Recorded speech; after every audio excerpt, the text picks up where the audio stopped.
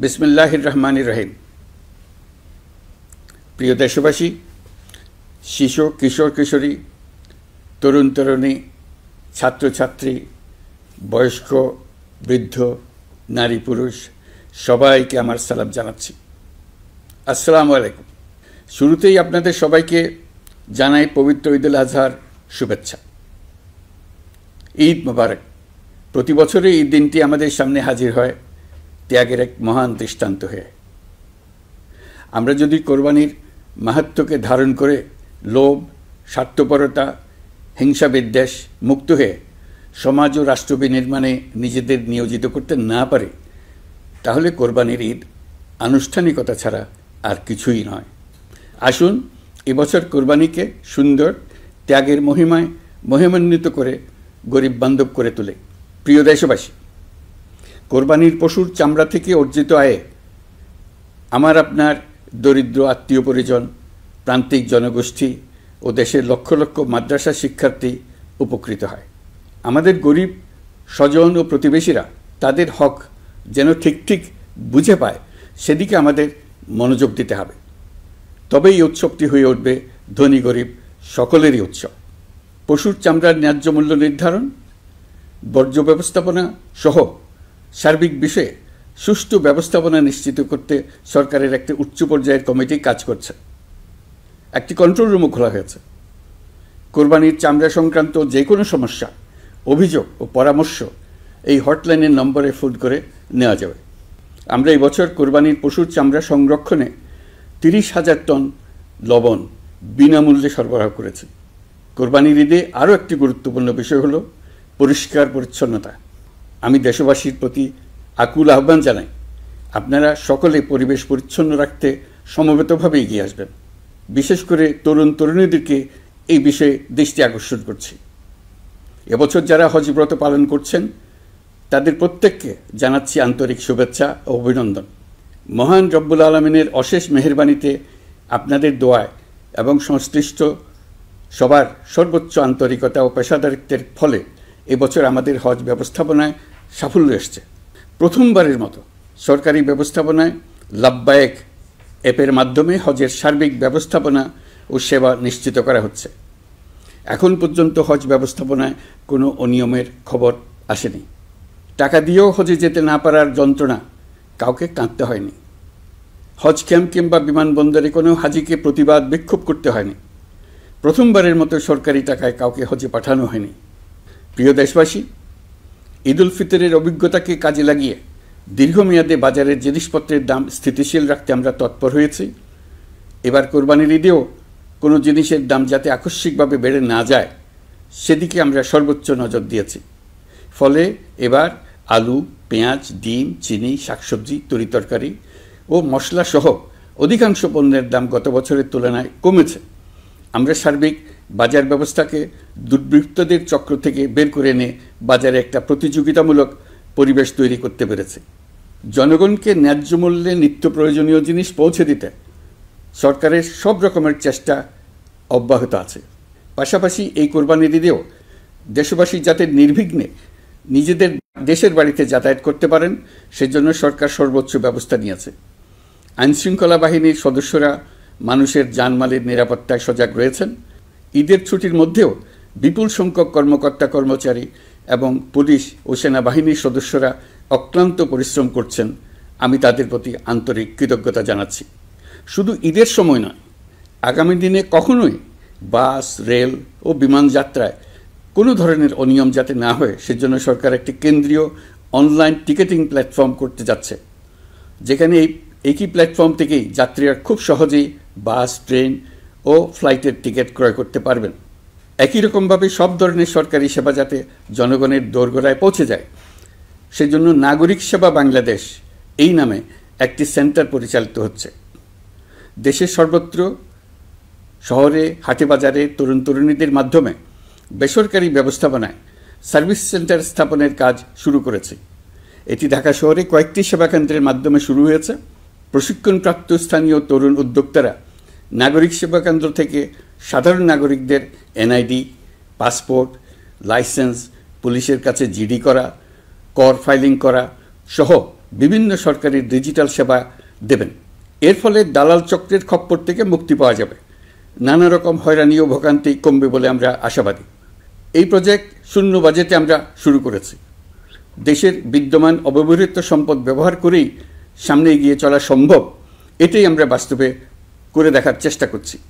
আমাদের চেষ্টা হচ্ছে প্রতিটি মন্ত্রণালয় থেকে যতগুলি সেবা এর আওতায় আনা যায় সবগুলোকে নিয়ে আসা।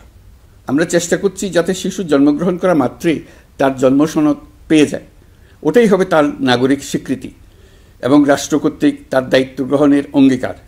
ওইখান থেকেই যাবতীয় সকল সনদ সে তার নাগরিক অধিকার হিসেবে ক্রমাগতভাবে সম্মানের সঙ্গে পেতে থাকবে। এক অফিস থেকে আরেক অফিসে তার দৌড়াতে হবে না, দালালের পেছনে মাসের পর মাস ঘুরতে হবে না। বিদেশ সফরে গেলে সেখানকার প্রবাসী বাংলাদেশিরা প্রায় আমাদেরকে সরকারি সেবা পেতে নানা রকম দুর্ভোগের কথা জানান। প্রবাসীদের জন্য বিদেশে তাদের নিজ নিজ শহরে আমরা বেসরকারি উদ্যোগে পরিচালিত নাগরিক সেবা কেন্দ্র স্থাপনের উদ্যোগ নিচ্ছি। সেখান থেকে তারা পাসপোর্ট নবায়ন, জাতীয় পরিচয়পত্র ইত্যাদি সংগ্রহ করতে পারবেন। এগুলো কঠিন কাজ, এগুলোকে কঠিন করা হয়েছে, কিন্তু এখন সরকারের অভ্যন্তরে সাহসী ও উদ্যোগী সিনিয়র সচিব এবং ডিজিদের সহযোগিতায় অন্তর্বর্তী সরকারের মেয়াদকালে আমরা এটা সমাপ্ত করতে বদ্ধপরিকর।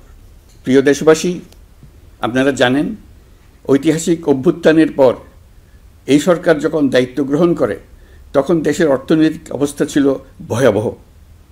ভয়ঙ্করভাবে যুদ্ধবিধ্বস্ত দেশের অর্থনীতিও এতটা খারাপ থাকে না যতটা খারাপ করে দিয়েছে 16 বছরের লাগামহীন লুটপাটতন্ত্র।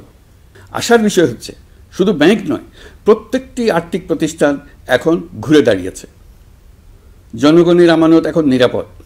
অর্থনীতির অধিকাংশ সূচক ইতিবাচক ধারায় ফিরে এসছে। আমাদের অর্থনীতির ইতিবাচক ধারা বিদেশি বিনিয়োগকারীদেরকেও আকৃষ্ট করছে। বৈদেশিক মুদ্রার রিজার্ভ শূন্যে নেমে যাওয়ার ভয়ে পতিত সরকার বিদেশি ব্যবসায়ীদের আয় নিজ দেশে নিতে দিচ্ছিল না। আমরা সেটা নিরসন করেছি, বৈদেশিক মুদ্রার রিজার্ভকে ইতিবাচক অবস্থায় নিয়ে আসতে পেরেছি। এই অর্থ বছরে আমরা চেষ্টা করেছি এমন একটি বাজেট দিতে যা সত্যিকার অর্থে জনকল্যাণমুখী হয়। দেশের ইতিহাসে প্রথমবারের মতো একটি বাজেট তার আগের বছরের চেয়ে ছোট হয়েছে। প্রবৃত্তি কেন্দ্রিক ধারণা থেকে সরে এসে আমরা চেষ্টা করেছি সামগ্রিক উন্নয়নের ধারণায় জোর দিতে। এই বাজেট প্রথাগত ভৌত অবকাঠামো তৈরির খতিয়ান নয়। এই বাজেটে প্রাধান্য দেওয়া হয়েছে মানুষকে। নজরদারি বৃদ্ধির ফলে রপ্তানি আয় বেড়েছে। অর্থনীতির দুঃসময়ে আমাদের প্রবাসী ভাই বোনেরা রেমিটেন্স যোদ্ধা হিসেবে এগিয়ে এসছেন, যার ফলে রেমিটেন্স প্রবাহ উল্লেখযোগ্যভাবে বৃদ্ধি পেয়েছে। আমি জাতির পক্ষ থেকে সকল রেমিটেন্স যোদ্ধাকে কৃতজ্ঞতা জানাচ্ছি। স্বৈরাচারী সরকারের পতনের পর অর্থ পাচার রোধে কঠিন পদক্ষেপ নিয়েছে অন্তর্বর্তী সরকার। এছাড়া পুরনো আমদানির দায় পরিশোধ হওয়ায় বৈদেশিক মুদ্রার রিজার্ভের উপরও চাপও কমেছে। রাজস্ব আদায় বাড়ানোর জন্য পূর্ব ঘোষণা অনুযায়ী জাতীয় রাজস্ব বোর্ড NBR ভেঙে অর্থ মন্ত্রণালয়ের অধীনে রাজস্ব নীতি বিভাগ এবং রাজস্ব ব্যবস্থাপনা বিভাগ নামে দুটি স্বতন্ত্র বিভাগ প্রতিষ্ঠা করা হয়েছে। এটি একটি বড় কাঠামোগত সংস্কার। এই সিদ্ধান্তের ফলে বিশাল আকারের দুর্নীতি কমবে, রাজস্ব ব্যবস্থার দক্ষতা বাড়বে, স্বার্থের দ্বন্দ্ব কমবে এবং রাজস্ব আহরণের আওতা সম্প্রসারিত হবে। অর্থনীতি সহ বিগত মাসগুলোতে সরকারের প্রত্যেকটি মন্ত্রণালয় ছোট বড় বহু সংস্কারের উদ্যোগ নিয়েছে। মোট 54টি মন্ত্রণালয়ে 1000-এরও উপরে সংস্কার ও উন্নয়ন সংক্রান্ত পদক্ষেপ নেওয়া হয়েছে। এর পাশাপাশি আমরা যে সংস্কার কমিশন করেছিলাম তাদের সুপারিশের মধ্য থেকে আশু করণীয় সুপারিশগুলো দ্রুত বাস্তবায়নের জন্য মন্ত্রণালয়গুলো কাজ করে যাচ্ছে। মে মাস পর্যন্ত বিভিন্ন সংস্কার কমিশন থেকে প্রাপ্ত সুপারিশের ভিত্তিতে 54টি মন্ত্রণালয়ে 129টি সুপারিশ বাস্তবায়ন করা হয়েছে। এই সকল সংস্কার কাজের মধ্যে কয়েকটি চুম্বক অংশ আজ আপনাদের সামনে তুলে ধরতে চাই। আইন ও বিচার বিভাগ মোট 33টি গুরুত্বপূর্ণ সুপারিশ ইতিমধ্যে বাস্তবায়ন করেছে। এর মধ্যে উল্লেখযোগ্য হল ইন্টারন্যাশনাল ক্রাইমস ট্রাইব্যুনাল অ্যাক্ট 1973 সংশোধন ও পুনর্গঠন করে আইনটি আন্তর্জাতিক মানের সাথে সামঞ্জস্যপূর্ণ করা। বিচার বিভাগীয় সংস্কার কমিশনের প্রস্তাব অনুযায়ী সুপ্রিম কোর্ট বিচারক নিয়োগ অধ্যাদেশ 2025 প্রণয়ন ও জারি করা হয়েছে। এর অধীনে প্রথমবারের মতো বাংলাদেশের ইতিহাসে গণবিজ্ঞপ্তির মাধ্যমে সুপ্রিম কোর্টে বিচারক নিয়োগের সুযোগ তৈরি হয়েছে। দেওয়ানি কার্যবিধির সংশোধন করা হয়েছে, যার ফলে এখন বাদীকে আর দিনের পর দিন সশরীরে আদালতে যেতে হবে না। এক একটি দেওয়ানি মামলা নিষ্পত্তি হতে আগে যত সময় লাগত, এই সংশোধনীর ফলে সময়সীমা অর্ধেকে কমিয়ে আনা সম্ভব হবে বলে আমরা মনে করছি। দেশের 1000-এর বেশি অবকাঠামো এবং প্রতিষ্ঠানের নাম পলাতক প্রধানমন্ত্রীর বাবা, মা, ভাই, বোন, আত্মীয় স্বজনের নামে প্রতিষ্ঠিত করা হয়েছিল।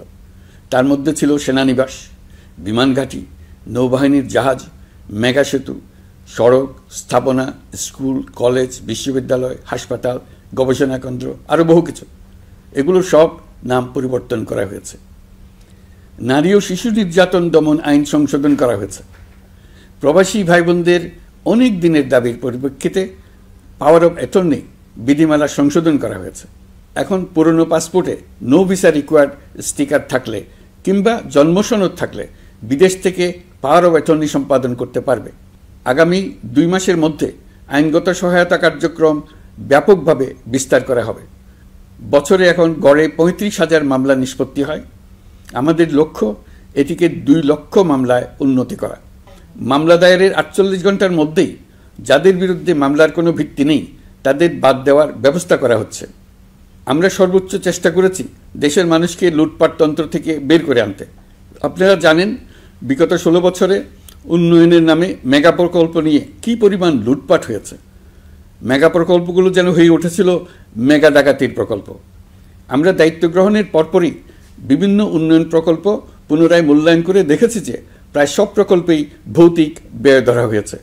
শুধুমাত্র সড়ক, পরিবহন ও মহাসড়ক বিভাগ, সেতু বিভাগ, রেল মন্ত্রণালয়, বিদ্যুৎ বিভাগ, জ্বালানি ও খনিজ সম্পদ বিভাগ, এই 5টি বিভাগে ব্যয় সংকোচ করা হয়েছে 46,308 কোটি টাকা। এই টাকা দিয়ে জ্বালানি খাতে সমস্ত বকেয়া মিটিয়ে দিয়ে বকেয়ার পরিমাণ শূন্যে নামিয়ে আনা হয়েছে। বৈদেশিক ঋণ পরিশোধ করে সব ধরনের ঋণের ফাঁদ থেকে বেরিয়ে আসা আমাদের অগ্রাধিকার। দেশে বিনিয়োগ বাড়ানো ও নতুন কর্মসংস্থান তৈরিতে আমাদের গুরুত্ব দিতেই হবে। তা না হলে এদেশকে আমরা যে স্থানে নিয়ে যেতে চাই সেখানে নিয়ে যাওয়া সম্ভব হবে না। বিনিয়োগ ও কর্মসংস্থানের ব্যাপারে রাজনৈতিক দল ও জনগণ আমাদের সর্বাত্মক সমর্থন করছেন। সকলের মধ্যে ব্যাপক আগ্রহ, কৌতূহল আমাদের অনুপ্রেরণা যোগাচ্ছে।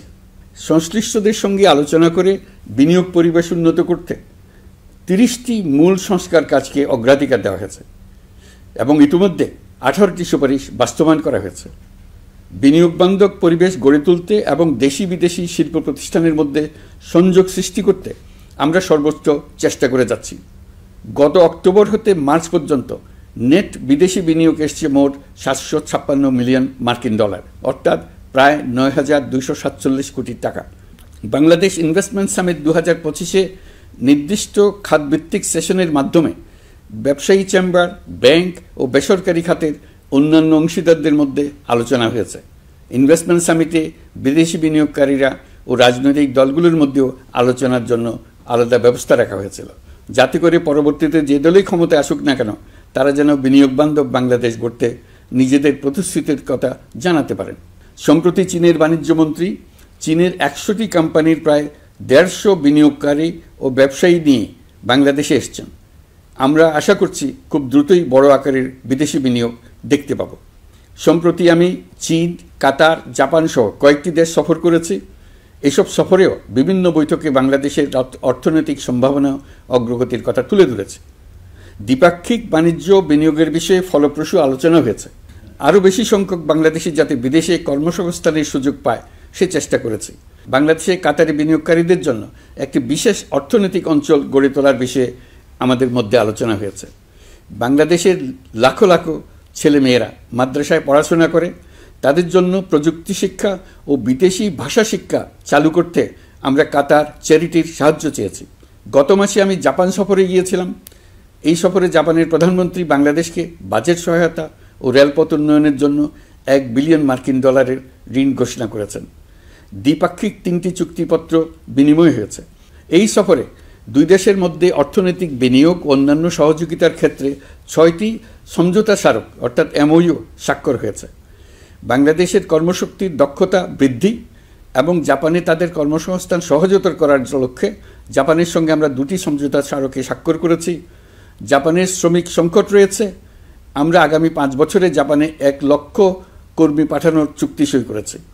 এর চাইতে আরও বেশি শ্রমিক ক্রমাগতভাবে পাঠানোর আয়োজন করে এসছে। প্রিয় দেশবাসী, 1971 সালে বাংলাদেশ স্বাধীন হওয়ার পর অর্থনৈতিকভাবে আমাদের যে উন্নতির শিখরে থাকার কথা ছিল, বিশ্বের কাছে মাথা উঁচু করে দাঁড়াবার কথা ছিল, সেই উচ্চতায় আমরা পৌঁছতে পারিনি। আমরা চাই বাংলাদেশ দক্ষিণ এশিয়ার অর্থনৈতিক প্রাণকেন্দ্র হিসেবে প্রতিষ্ঠিত হোক। এই কারণে বিনিয়োগ পরিষেবার উন্নয়নের পাশাপাশি বন্দরের সক্ষমতা বাড়াতে উদ্যোগ নিয়েছি। এটা করা সম্ভব না হলে দেশের কোটি কোটি মানুষের বেকারত্ব ঘুচবে না, অর্থনৈতিক সংকট রয়েই যাবে। চট্টগ্রাম বন্দর নিয়ে অনেকের মধ্যে কৌতূহল তৈরি হয়েছে। মাঝে মাঝে এমন কথাও শুনেছি যে এই বন্দর বিদেশিদেরকে নাকি দিয়ে দেওয়া হচ্ছে। আমি আগেও জানিয়েছি, চট্টগ্রাম বন্দর হলো বাংলাদেশের অর্থনীতির হৃৎপিণ্ড। বর্তমানে এই হৃৎপিণ্ড অতি দুর্বল। এখন যে অবস্থায় আছে সেই অবস্থায় তাকে রেখে দিলে আমাদের অর্থনীতিকে সামনে এগিয়ে নিয়ে যাওয়া সম্ভব হবে না। এই হৃৎপিণ্ডকে বড় করতে হবে, মজবুত করতে হবে, সুঠাম করতে হবে। তা করতে হলে বহু উদ্যোগ গ্রহণ করতে হবে, অভিজ্ঞদের সাহায্য লাগবে। আমরা যাদের সঙ্গে যোগাযোগ করেছি তারা বন্দর ব্যবস্থাপনায় বিশ্বের সেরা, সবচেয়ে অভিজ্ঞ। তারা ইউরোপ, কানাডা, অস্ট্রেলিয়া, চীন, দক্ষিণ কোরিয়া, ভারত, পাকিস্তান, তুরস্ক, মধ্যপ্রাচ্য ও আফ্রিকা সহ বিশ্বজুড়ে বন্দর পরিচালনা করে। তাদের কাজ বন্দর ব্যবস্থাপনা। আমাদের লক্ষ্য হলো বন্দর ব্যবস্থাপনার কাজ যত তাড়াতাড়ি সম্ভব তাদের কাছ থেকে শিখে নেওয়া। আমি গ্যারান্টি দিয়ে বলতে পারি, যদি 31 সালের মধ্যে আমরা বন্দরের কাজ শিখে ফেলি, এর পরবর্তী 5 বছরে অর্থাৎ 36 সালের মধ্যে পৃথিবীর যত দেশে যত বন্দর এই কোম্পানিগুলো চালায় তাদের বহু বন্দর এই বাংলাদেশিরাই পরিচালনা করবে। আপনারা যে বন্দরেই পা দেবেন দেখবেন সেখানে বাংলাদেশিরা আছেন। বহু লোকের কর্মসংস্থান হবে, বহু লোকের উপরে ওঠার সুযোগ হবে। তাদের নিজেদের প্রয়োজনেই তারা আমাদের চাকরি দেবে। আগে যে কোনো জাহাজে চড়লে দেখতাম জাহাজের নাবিক চট্টগ্রামের কিংবা সিলেটের। বন্দরের কাজ একবার শিখে নিতে পারলে ভবিষ্যতে আমরা যে বন্দরে যাব না কেন দেখব সেখানে চট্টগ্রাম, নোয়াখালী, সিলেট আর বরিশালের লোক, বাংলাদেশের লোক। আমাদের বন্দর যদি আধুনিক হয় তা শুধু বাংলাদেশের অর্থনীতিতেই ভূমিকা রাখবে না, বরং আমরা নেপাল, ভুটান সহ পার্শ্ববর্তী সকল দেশের অর্থনীতিতে ইতিবাচক ভূমিকা রাখতে সক্ষম হব। এই বন্দরই হবে অঞ্চলের অর্থনীতির সমৃদ্ধির চাবিকাঠি।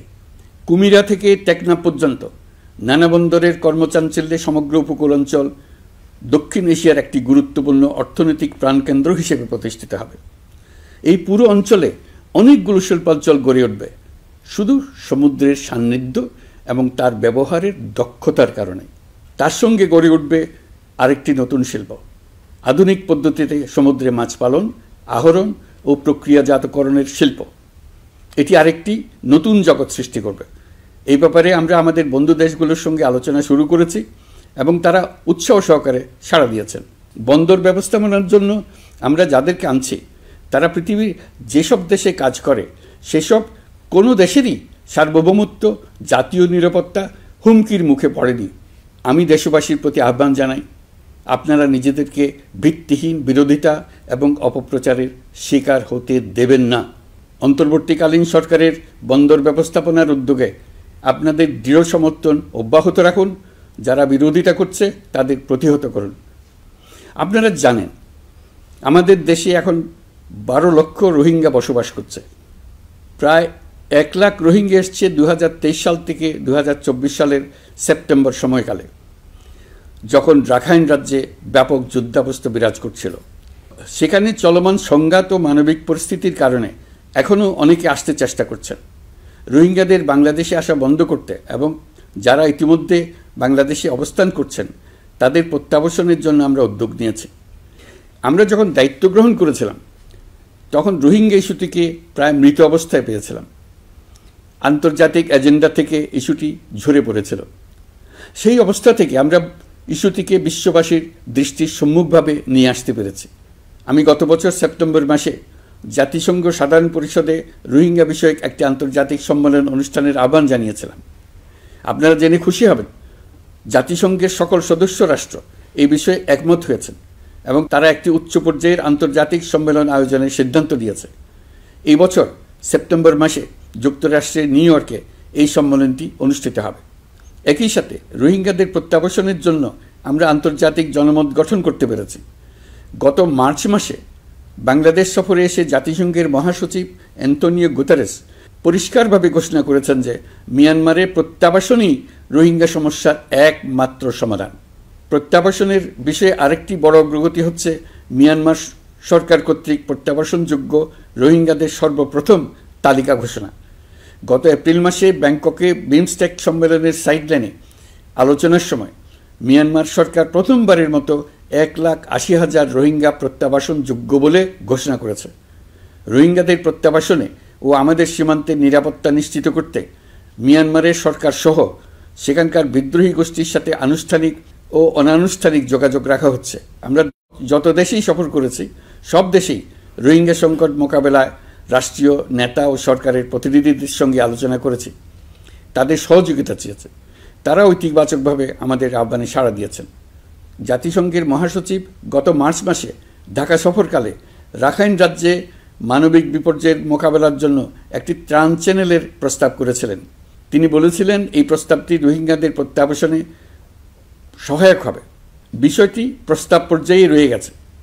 আমরা লক্ষ্য করেছি রাখাইনের জন্য বাংলাদেশ করিডোর দিয়ে দিয়েছে বলে একটা অপপ্রচার চালানো হচ্ছে। আমি সুস্পষ্টভাবে বলছি, এটা সর্বৈব মিথ্যা। এটা ছিলে কান নিয়ে যাওয়ার গল্প। যারা অসত্য কল্পকাহিনী বানিয়ে বাংলাদেশের মানুষকে ক্রমাগত বিভ্রান্ত করে অশান্তি সৃষ্টিতে নিয়োজিত, এটা তাদেরই শিল্পকর্ম। আপনারা এ বিষয়ে হুঁশিয়ার থাকবেন, কোনোভাবেই বিভ্রান্ত হবেন না। এসব অপপ্রচার সত্ত্বেও আমরা লক্ষ্যচ্যুত হব না। এই জটিল সমস্যাটি সমাধানে আমাদের কাজ চালিয়ে যাব।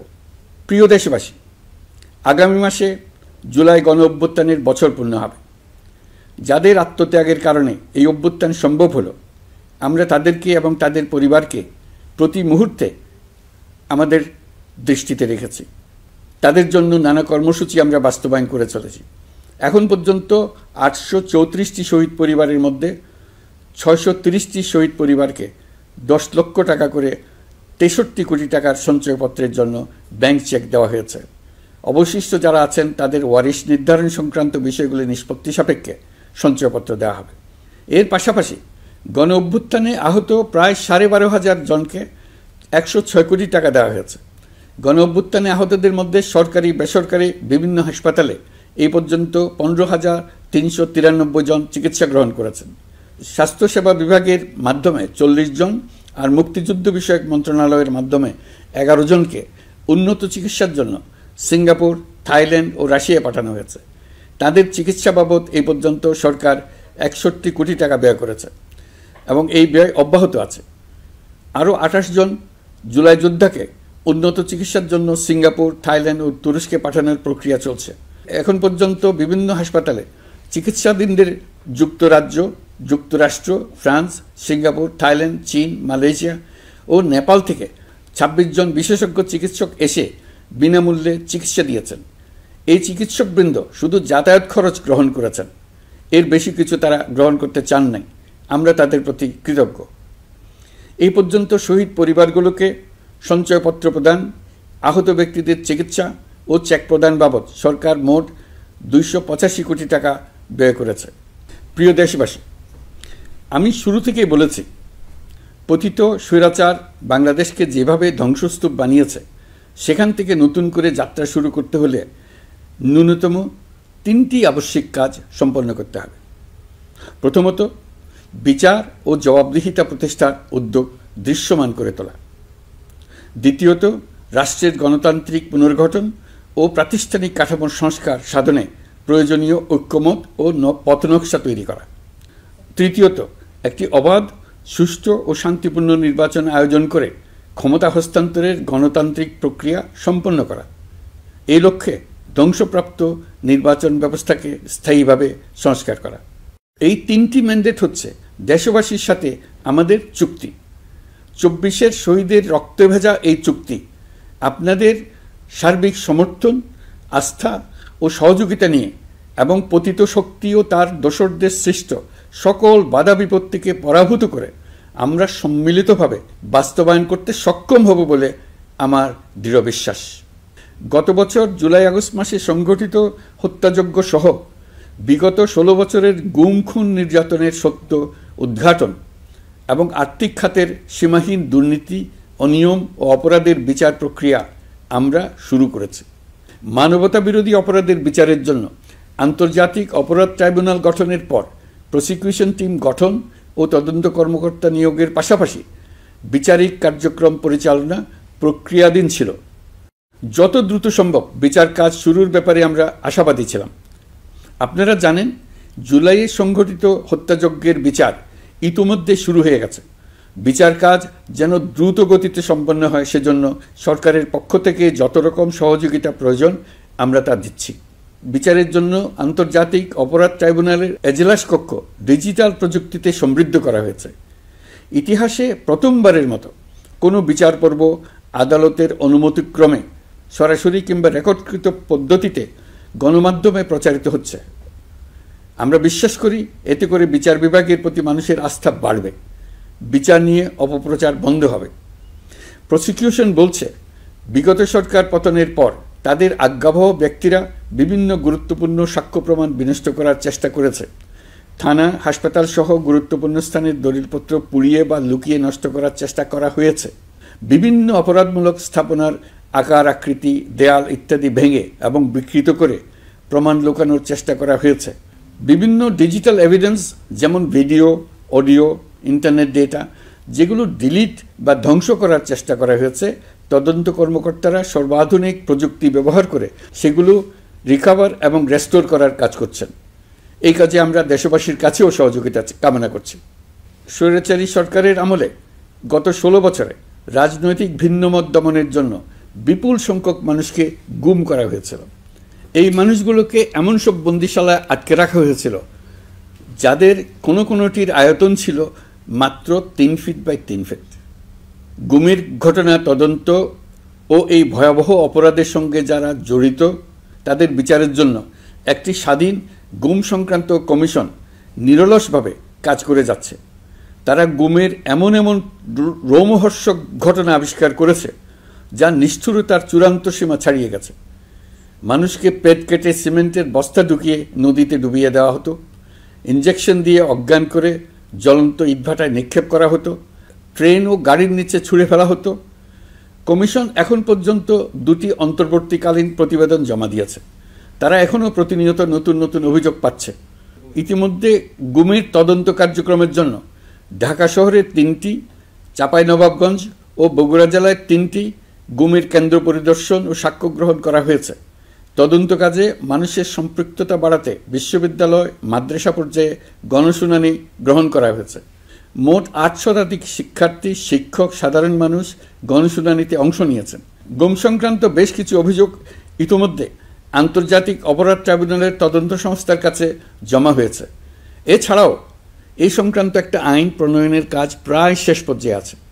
অল্প কিছুদিনের মধ্যেই এটি চূড়ান্ত হবে বলে আশা করছি। গত 16 বছর ধরে এদেশের প্রতিটি স্তরে অপরাধ, অনিয়ম, দুর্নীতির ভাইরাস ছড়িয়ে পড়েছিল। এই রোগাক্রান্ত রাষ্ট্র ব্যবস্থাকে রোগমুক্ত করে জনগণের কল্যাণমুখী করতে হলে আমাদের রাজনৈতিক দলগুলোর সক্রিয় অংশগ্রহণ জরুরি। আমরা দায়িত্ব নেবার পর থেকেই রাজনৈতিক দলগুলোর সাথে নিয়মিত যোগাযোগ রেখেছি। বিভিন্ন ইস্যুতে রাজনৈতিক নেতাদের সঙ্গে আলাদা এবং একত্রিতভাবে বৈঠক করেছি। সর্বশেষ গত মাসের শেষ সপ্তাহেও বিভিন্ন রাজনৈতিক দলের নেতৃবৃন্দের সঙ্গে আমি বৈঠক করেছি এবং চলতি সপ্তাহে জাতীয় ঐক্যমত কমিশনের 2য় পর্বের আলোচনা শুরু করেছি। সরকার পরিচালনায় তারা তাদের গুরুত্বপূর্ণ মতামত তুলে ধরেছেন। রাজনৈতিক দলগুলো শুরু থেকে আমাদের সাথে সহযোগিতা করে আসছেন এবং সবসময় তারা সহযোগিতা অব্যাহত রাখার প্রতিশ্রুতি দিয়েছেন। প্রিয় দেশবাসী, আপনাদের নিশ্চয় মনে আছে জুলাই গণঅভ্যুত্থানের নেতৃত্ব অংশ নেওয়া শিক্ষার্থীরা একটি জুলাই ঘোষণাপত্র দেওয়ার কথা জানিয়েছিল। তারা আমাকেও সেখানে আমন্ত্রণ জানায়। আমি বলেছিলাম দেশের সকল রাজনৈতিক ব্যক্তিবর্গ, নাগরিক সমাজের প্রতিনিধি সহ অন্যদের সঙ্গে নিয়ে সকলে মিলে এই ঘোষণাপত্র দেওয়া ভালো হবে। এর পাশাপাশি আগামী জুলাই মাসেই সকল রাজনৈতিক দলের ঐকমত্যের ভিত্তিতে একটি জুলাই সনদ প্রস্তুত করে আমরা জাতির সামনে উপস্থাপন করতে পারব বলে আশা করছি। এই জুলাই সনদ হলো একটি প্রতিশ্রুতি, একটি জনকল্যাণমুখী রাষ্ট্র নির্মাণের জন্য সংস্কার কমিশন যে প্রস্তাবগুলো দিয়েছে সেগুলোর মধ্য থেকে রাজনৈতিক দলগুলো যে কয়টিতে একমত হয়েছে তার তালিকা থাকবে এই সনদে। জুলাই সনদে স্বাক্ষর করে তারা জাতির কাছে সেগুলো বাস্তবায়নের অঙ্গীকার করবে। জুলাই সনদ অনুযায়ী আশু করণীয় সংস্কার কাজগুলো আমরা বাস্তবায়ন করতে প্রতিজ্ঞাবদ্ধ। বাকি অংশের বেশ কিছু কাজও আমরা শুরু করে যেতে চাই। আশা করি অবশিষ্ট অংশ পরবর্তীতে নির্বাচিত সরকারের মাধ্যমে বাস্তবায়ন অব্যাহত থাকবে। প্রাতিষ্ঠানিক সংস্কারের দৃঢ় প্রতিশ্রুতি বাস্তবায়নে আমাদেরকে দৃঢ়ভাবে এবং ঐক্যবদ্ধভাবে এগিয়ে যেতে হবে। এর কোনো বিকল্প নেই। এর বাস্তবায়নের মাধ্যমে পুরো বিশ্বের কাছে দেশের নতুন ঐক্যবদ্ধ ভাবমূর্তি তুলে ধরা যাবে। বিশ্বব্যাপী সবার কাছে জাতি হিসেবে বাংলাদেশের শক্তি সম্পর্কে স্পষ্ট ধারণা তৈরি হবে। ঐকমত্য কমিশন গঠন করা আমাদের একটি দুঃসাহসিক উদ্যোগ ছিল। অন্য কোনো দেশে এমন কোনো নজির নেই। এর মাধ্যমে আমরা জাতি হিসেবে রাজনৈতিক গভীরতার সন্ধান পেয়েছি। রাজনৈতিক ঐক্যে পৌঁছার জন্য ঐকমত্য কমিশনের সঙ্গে সকল দলের দলগত প্রস্তুতি, ঘণ্টার পর ঘণ্টা কমিশনের সঙ্গে ঐকান্তিক আলোচনা, জাতীয় লাইভ টেলিভিশনের সামনে সকল দলের ঐকমত্যে পৌঁছার একান্ত প্রয়াস আমাদের রাজনৈতিক ইতিহাসে স্মরণীয় হয়ে থাকবে।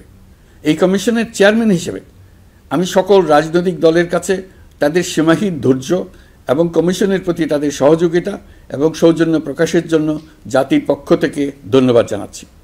আশা করি আমাদের অসমাপ্ত কাজ সমাপ্ত করে শিগগিরই পূর্ণাঙ্গ জুলাই সনদ তৈরি করে জাতির জন্য একটা নতুন পথ নির্দেশনা রেখে যেতে পারব। এই কমিশনের অভিজ্ঞতার মাধ্যমে দেশের যে নতুন রাজনৈতিক সংস্কৃতি গড়ে ওঠার সম্ভাবনা দেখা দিয়েছে, আগামী নির্বাচনের মাধ্যমে যদি সেটা বিকাশমানভাবে স্থায়ী রূপ দিতে পারে তাহলে আমরা ভবিষ্যতের সকল রাজনৈতিক সংকট মোকাবেলা করতে সক্ষম হব। সকল প্রস্তুতি সমাপ্ত করে দেশের সকল মানুষের, কিশোর কিশোরী, তরুণ তরুণী, ছাত্রছাত্রী, কৃষক, জেলে, গৃহিণী, দিনমজুর, শ্রমিক, ব্যবসায়ী, পেশাজীবী, শিল্পী সবাই মিলে চেষ্টা করে একটা সুন্দর নিখুঁত নির্বাচন আয়োজন করে নতুন বাংলাদেশের দৃঢ় ভিত্তি রচনা করব। প্রিয় দেশবাসী, আমি জানি আগামী জাতীয় নির্বাচন কখন হবে সে বিষয়ে সিদ্ধান্ত জানার জন্য রাজনৈতিক দল ও জনগণের মধ্যে বিপুল আগ্রহ রয়েছে। আমি বারবার বলেছি এই নির্বাচন ডিসেম্বর থেকে আগামী বছরের জুনের মধ্যে অনুষ্ঠিত হবে। এই সময়ের মধ্যে দেশের নির্বাচন উপযোগী পরিবেশ সৃষ্টির জন্য যা যা করা দরকার সরকার তাই করছে। এখানে মনে রাখা জরুরি, বাংলাদেশ স্বাধীনতার পর থেকে যতবার গভীর সংকটে নিমজ্জিত হয়েছে তার সবগুলোরই প্রধান কারণ ছিল ত্রুটিপূর্ণ নির্বাচন। ত্রুটিপূর্ণ নির্বাচন প্রক্রিয়ায় বারবার ক্ষমতা কক্ষিগত করার মধ্য দিয়ে একটি রাজনৈতিক দল বর্বর ফ্যাসিস্টে পরিণত হয়েছিল।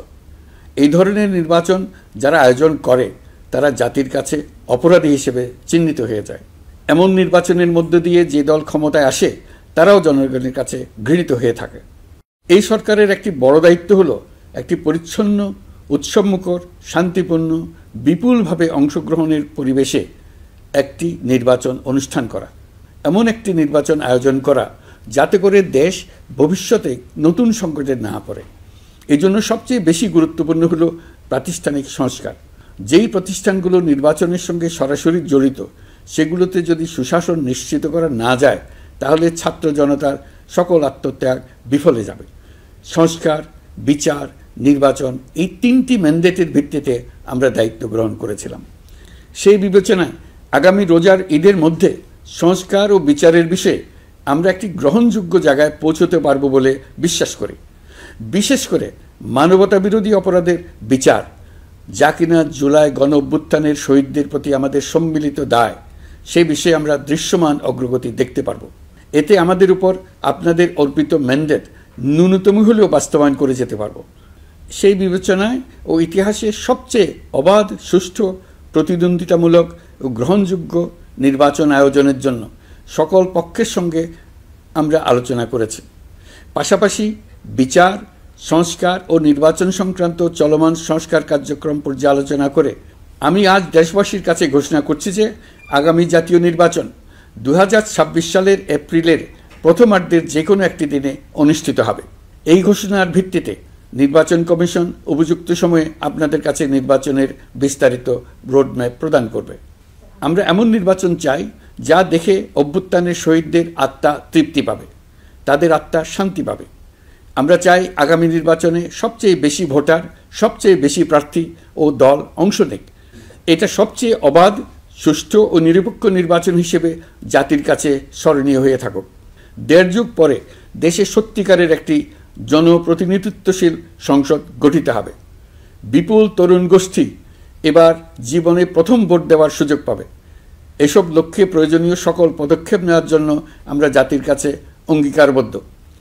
আমি দেশবাসীর প্রতি আহ্বান জানাই, আপনারা সকল রাজনৈতিক দল এবং আপনাদের এলাকার প্রার্থীদের কাছ থেকে সুনির্দিষ্ট অঙ্গীকার আদায় করে নেবেন, যেন আগামী সংসদের প্রথম অধিবেশনেই যেসব সংস্কারের প্রশ্নে ঐকমত্য অর্জিত হয়েছে তা কোনো প্রকার কাটাছেঁড়া ছাড়াই যেন তারা অনুমোদন করেন। আপনারা ওয়াদা আদায় করে নেবেন যে তারা বাংলাদেশের স্বাধীনতা, সার্বভৌমত্ব, আঞ্চলিক অখণ্ডতা এবং জাতীয় মর্যাদার প্রশ্নে কখনো কোনো প্রকার আপোষ করবেন না এবং দেশের বাইরের কোনো শক্তির কাছে দেশের স্বার্থ বিকিয়ে দেবেন না। আপনারা তাদের কাছে সুনির্দিষ্ট প্রতিশ্রুতি আদায় করে নেবেন এই মর্মে যে তারা কখনোই কোনো অবস্থাতেই আপনাদের গণতান্ত্রিক অধিকার ও মানবিক মর্যাদার ক্ষুণ্ণ করবেন না। আপনারা তাদের কাছে অঙ্গীকার আদায় করে নেবেন যে তারা সম্পূর্ণ সততা ও স্বচ্ছতার সাথে দেশ পরিচালনা করবেন এবং সকল প্রকার দুর্নীতি, দলীয়করণ, টেন্ডারবাজি, সিন্ডিকেটবাজি, চাঁদাবাজি, সন্ত্রাসী কর্মকাণ্ড ইত্যাদি গণবিরোধী কাজ থেকে নিজেদেরকে সম্পূর্ণভাবে মুক্ত রাখবেন। আমি আপনাদের আবারও স্মরণ করিয়ে দিতে চাই যে এবারের নির্বাচন শুধু শান্তিপূর্ণ নির্বাচন করার বিষয় নয়, এটা ছাত্র জনতার অভ্যুত্থানের আকাঙ্ক্ষা নতুন বাংলাদেশ গড়ার নির্বাচন। এই নির্বাচনে পরিচিত দলগুলিই থাকবে, তাদের পরিচিত মার্কাগুলিই থাকবে, কিন্তু ভোটারকে বের করে আনতে হবে যে এই মার্কার পেছনে আপনার কাছে ভোট প্রার্থীরা কে কতটুকু নতুন বাংলাদেশ গড়ার জন্য প্রস্তুত, কে কতটা প্রতিজ্ঞাবদ্ধ। আমরা যারা এই নির্বাচনে ভোটার হব তারা অত্যন্ত সৌভাগ্যবান এবং সৌভাগ্যবতী। আমরা একটা অনন্য ঐতিহাসিক ভূমিকা পালনের সুযোগ ও দায়িত্ব পাচ্ছি। আমরা জাতির নতুন যাত্রাপথ তৈরি করে দেওয়ার দায়িত্ব পাচ্ছি। আমরা নতুন রাজনৈতিক সংস্কৃতি সৃষ্টির মহান সুযোগটা পাচ্ছি। আমাদের সুচিন্তিত ভোটের মাধ্যমেই নতুন বাংলাদেশ নির্মিত হবে। শহীদদের রক্তদান সার্থক হবে। আশা করি বিষয়টা নিয়ে চিন্তাভাবনা করেই সবাই ভোট কেন্দ্রে যাব এবং দৃঢ়প্রত্যয়ে ভোট দেব। এখন থেকে ভাবনা চিন্তা শুরু করুন, আলোচনা শুরু করুন। এখন থেকে আপনাদের ভোটের গুরুত্বটা বুঝে নিন। আপনার এবারের ভোটের গুরুত্ব ঐতিহাসিক মানদণ্ডে দেখা হবে। প্রিয় দেশবাসী, আমাদের সবসময় মনে রাখতে হবে পতিত ফ্যাসিবাদ ও তার দেশি বিদেশি দোসররা নতুন বাংলাদেশ গড়ার সম্মিলিত প্রচেষ্টাকে পদে পদে বাধাগ্রস্ত করার চেষ্টা চালিয়ে যাচ্ছে। তারা নানামুখী অপপ্রচারে লিপ্ত। তারা সবসময় চাইবে জুলাই অভ্যুত্থানের মাধ্যমে তৈরি হওয়া জাতীয় ঐক্যের শক্তিকে পরাভূত করতে, গণতান্ত্রিক আকাঙ্ক্ষা বাস্তবায়নের প্রচেষ্টাকে লাইনচ্যুত করতে এবং বাংলাদেশকে পুনরায় করায়ত্ত করতে। আমি আগেও বলেছি, আজ আবারও বলছি, আমরা একটা যুদ্ধ অবস্থায় আছি। এখন আমাদের একতাবদ্ধ থাকতে হবে যে কোনো মূল্যে। পরাজিত শক্তি এবং তাদের সহযোগীরা ওত পেতে বসে আছে আমাদের ছোবল মারার জন্য, আমাদের অগ্রযাত্রাকে রুখে দেওয়ার জন্য। আমরা তাদের কিছুতেই এই সুযোগ দেব না। আসুন আমরা আমাদের সম্মিলিত প্রচেষ্টায় প্রিয় মাতৃভূমির স্বাধীনতা, সার্বভৌমত্ব, আঞ্চলিক অখণ্ডতা ও জাতীয় মর্যাদার বিরুদ্ধে যে কোনো আঘাত প্রতিহত করার উদ্দেশ্যে প্রতিরোধের ঐক্যবদ্ধ সুদৃঢ় প্রাচীর গড়ে তুলি। প্রিয় দেশবাসী, সবাইকে আবার ঈদের শুভেচ্ছা ও সালাম জানাচ্ছি। মহান আল্লাহ আমাদের সহায় হন। আল্লাহ হাফেজ।